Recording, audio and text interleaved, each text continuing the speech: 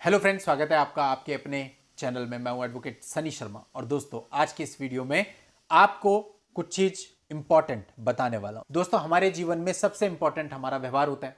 अगर हमारा व्यवहार अच्छा है तो उसकी वजह से हम हर जगह इज्जत भी पाते हैं और हम हर जगह प्लस में भी रहते हैं। फॉर एग्जाम्पल, कोर्ट में भी आप देखोगे, जो आदमी ज्यादा आक्रामक होता है, ज्यादा अग्रेसिव होता है, ज्यादा बोलता है, चुप नहीं होता, उसको कोर्ट पसंद नहीं करती, उसके फेवर में कोर्ट नहीं रहती। और कोई भी अन्य व्यक्ति भी उस व्यक्ति के फेवर में कभी नहीं रहेगा जो कि सुनना नहीं चाहता, सिर्फ बोलना चाहता है। तो अपने व्यवहार को सबसे पहले हमें सुधारना चाहिए और कोई और तो सुधार नहीं सकता। हमें खुद देखना चाहिए हमारा व्यवहार कहां और किस हद तक गलत है, और अगर लगता है गलत है तो उसमें चेंजेस होने चाहिए, उसमें सुधार होना चाहिए। और जब हम उसमें सुधार करेंगे तो ऑटोमेटिकली हमारी बहुत सारी प्रॉब्लम्स सॉल्व हो जाएंगी। आपको एक किस्सा बताता हूं, अभी कुछ ही दिन पहले का। एक्चुअली मैं कोर्ट गया और कोर्ट से मैं उस दिन थोड़ा जल्दी ही वापस आ गया। काम कम था तो मुझे लगा मैं घर चला जाता हूं।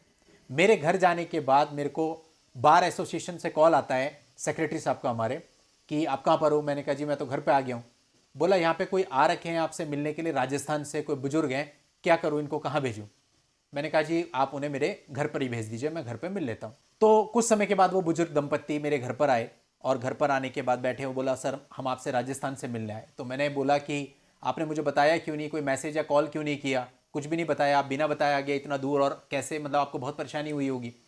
तो बोले कि सर हमें इतना मोबाइल वगैरह यूज करना नहीं आता है, तो हम लोग बस सीधा सीधा आ गए। आने के बाद वो कोर्ट में गए, बेचारे कोर्ट में उन्होंने सारा ढूंढा, उन्होंने बताया साहब आपका चैम्बर हमें नहीं मिल पाया। तो हम बार एसोसिएशन के ऑफिस में चले गए। वहाँ पे एक व्यक्ति हमें मिले जो कि बार के सेक्रेटरी थे। वो हमें अपने साथ ले गए, उन्होंने हमें चाय पिलाई, नाश्ता कराया और बहुत बढ़िया तरीके से हमारा आदर सत्कार किया। और उसके बाद हमें आपके घर तक भी पहुंचाया, हमारी बहुत हेल्प करी। ऐसे सेक्रेटरी साहब हमने बार एसोसिएशन के कहीं नहीं देखे। तो सोचिए कितने बड़े मान की बात है हमारे लिए, हमारी बार एसोसिएशन के लिए। तो ये होता है व्यवहार।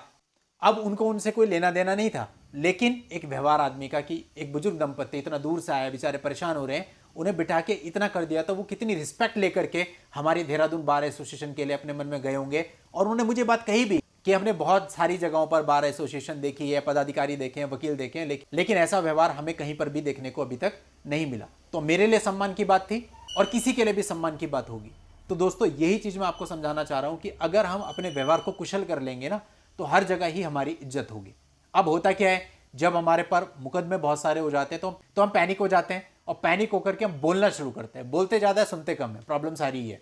अब जब आप दूसरे की सुनेंगे ही नहीं तो फिर क्या होगा। हम बच्चों को एक टॉपिक सिखाते हैं मॉरल वैल्यूज में, be a good listener. Be a good listener क्या है कि भाई आप सुनना सीखो पहले। कई बार कोर्ट में भी देखा जाता है कि जज साहब कुछ बोल रहे होते हैं, लेकिन बीच में ही कोई टोक करके बोल देता है, तो जज साहब डांट देते हैं, यार सुन तो ले, पहले पूरी बात तो होने दो, पहले कंप्लीट सुन तो लेने दो, उसके बाद आप बोलना। लेकिन बहुत सारे लोग होते हैं जिन्हें आदत नहीं होती, जिन्हें बोलने की ज्यादा आदत होती है। तो जितना ज्यादा आप बोलेंगे, सुनेंगे कम, उतना ज्यादा आपका नुकसान होगा और लोगों की नजरों में आप रिस्पेक्ट भी नहीं पाएंगे। तो बहुत जरूरी है। ठीक है, मानते हैं उस समय आपके दिल में डर होता है जब आपके ऊपर मुकदमे होते हैं, लेकिन उस डर पर ही तो काबू पाना है। उस डर में बौखला करके अगर आप बहुत ज्यादा बोल रहे हो, बहुत तेज तेज बोल रहे हो, उसका कोई फायदा नहीं है, उससे केवल आपका मेंटल पीस भंग होना है। एक सीधी सी लाइन हमेशा ध्यान रखना है, वही सिकंदर जीवन का, बहादुरी से जिसकी प्रीत है, ज्ञान यही है जीवन का, कि डर के आगे जीत है। तो डरना नहीं है, कुछ नहीं होने वाला। जो कुछ भी हुआ है उसका सॉल्यूशन आपको चाहिए, उसका सॉल्यूशन आपको मिल जाएगा। और बेहतर सॉल्यूशन लेने के लिए आपको खुद को शांत रखना पड़ेगा, अपने माता पिता को शांत रखना पड़ेगा, सबकी मेंटल स्टेट को नॉर्मल रखना पड़ेगा।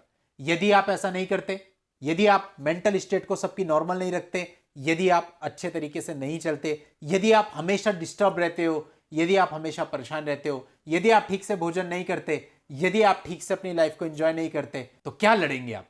ये लड़ाई हमें किसी हथियारों से नहीं लड़नी, ये लड़ाई हमें केवल यहां से लड़नी है, दिमाग से लड़नी है, साइकोलॉजी से लड़नी है। और एक साइकोलॉजिकल गेम है ये। इस साइकोलॉजिकल गेम में हमें जीत हासिल करनी है। साइकोलॉजिकल गेम में जीत भी उसी प्रकार से हासिल की जाती है जिस प्रकार का गेम है। बहुत सारी चीजें होती हैं जो साइकोलॉजिकली हैंडल की जाती है। मैं आपको एक किस्सा बताता हूं। एक बार हमारा कुछ कंस्ट्रक्शन हो रहा था, और वो जो कंस्ट्रक्शन हो रहा था, आपको पता होगा आज के समय पे क्या होता है, जब कंस्ट्रक्शन होता है तो जो इधर उधर के लोग होते हैं वो आ जाते हैं बोलने के लिए कि भाई ऐसा मत करो, वैसा मत करो, ये सब चीजें होती हैं, ये हमारे यहाँ की रीत है।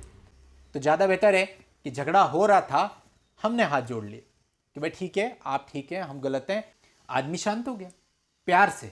वहीं अगर आप डंडों से, हथियारों से लड़ने की कोशिश करोगे तो ठीक है, आप हो सकता है शायद जीत जाए, आप ज्यादा ताकतवर हो, लेकिन कितना रायता फैल जाएगा ये सोचिए।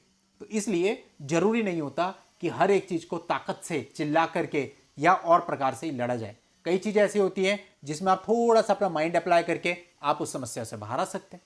तो ज्यादा बेहतर है कि प्यार से चीजें सॉल्व हो जाएं, ताकि जो संबंध है वो भी खराब ना हो और आपका काम भी चल जाए।